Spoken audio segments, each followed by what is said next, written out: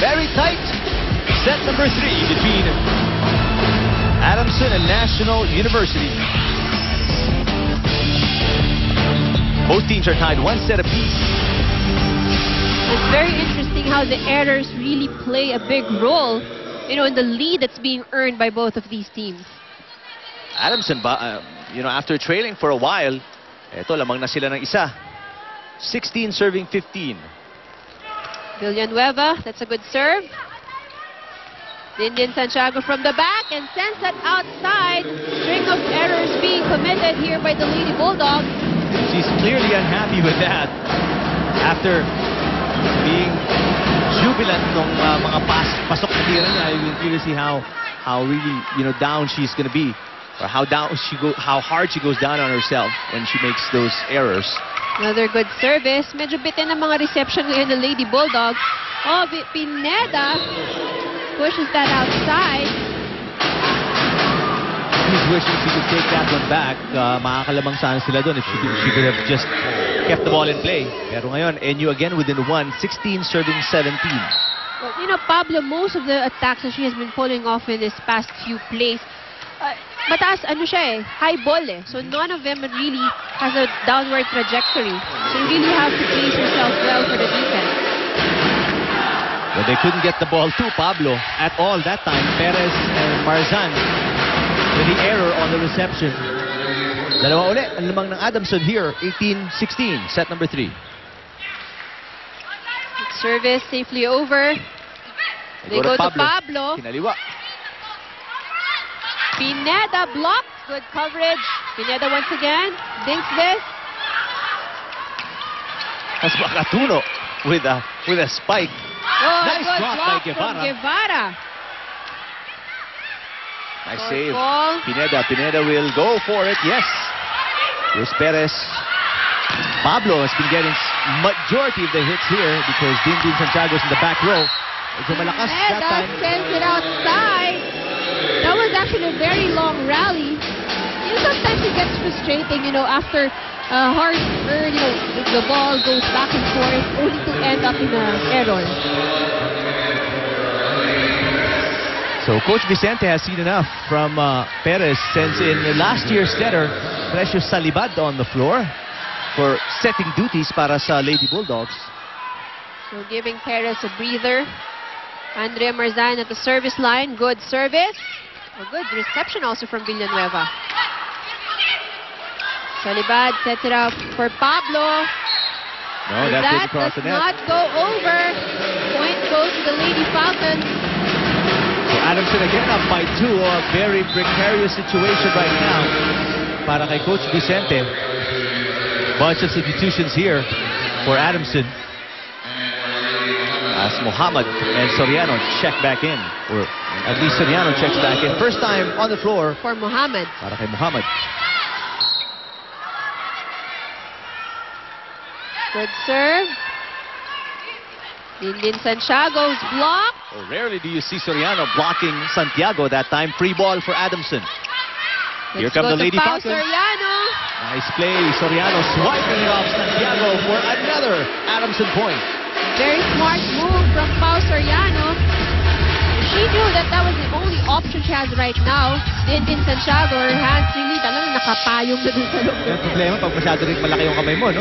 Yes. So, tatamaan mo yung bola. 2017, Adamson up by 3. We'll listen to NU. O, babayaan mo. Okay.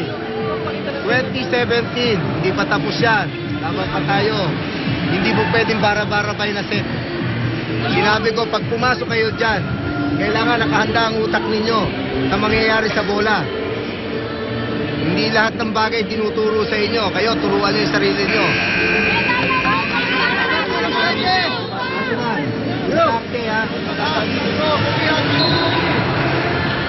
One thing Lady Bulldogs can't afford now is another free point para sa Adamson here.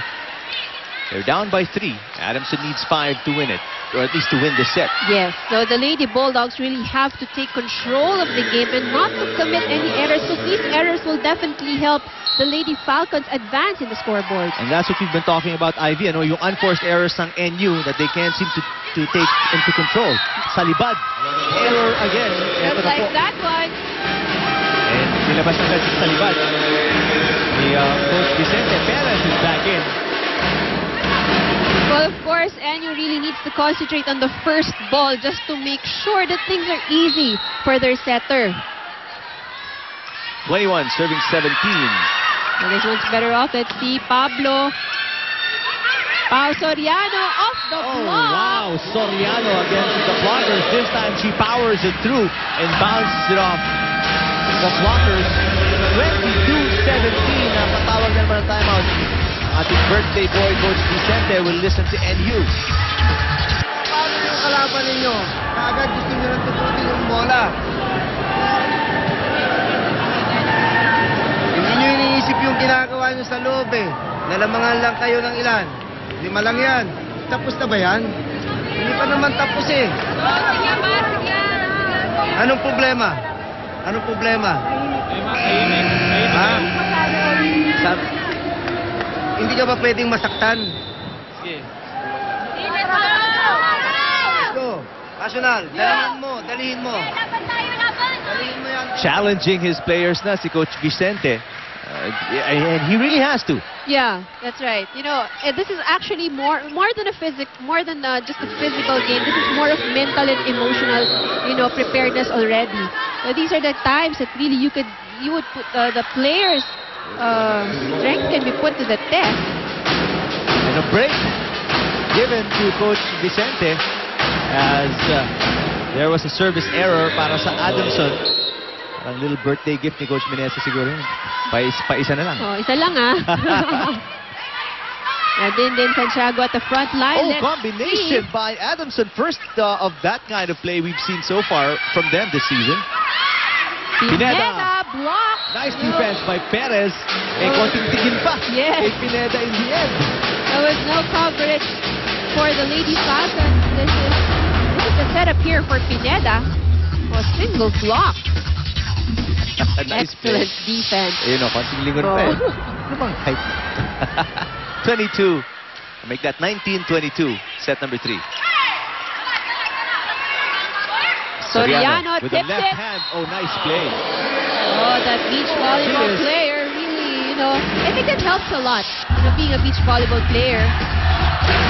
She really very ambidextrous. Yeah. Kaliwat kanan, she is lethal. And the court sense, you know, you really have to commend that she can really see where the open areas are in the opponent's side. So warning na itong Adamson, 23-19. There's Din Santiago. They get a point. NU, they needed that. But they are still down by 3. And Adamson only needs 2.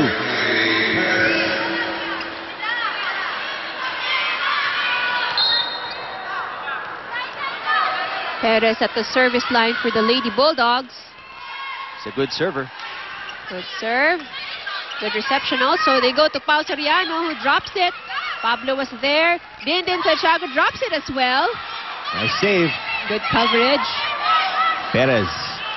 They go to Aganon. Makatuno. Tough set. Oh, Pau Soriano. Had to reach back for that. Ito si Santiago. Does he get the point? That's out. outside. Wow. Point goes to the Lady Falcons. 1 point away to close this set. After all that effort, Santiago. Frown on her face. Yeah, but Santiago's been pretty quiet here in this set. You know, she It's hasn't been really, Pablo. Oh, she's she hasn't really getting all the gotten much shots. of the breaks here. That's Ordas. Here's Soriano looking to close it out. Wala pa. 2 players combined for it. Ito si Din Santiago dumps it. But set point pa rin. Ang Adamson only 1 set point save. There are 3 more para sa Lady Falcons, and Coach Meneses does not want to waste any more of it.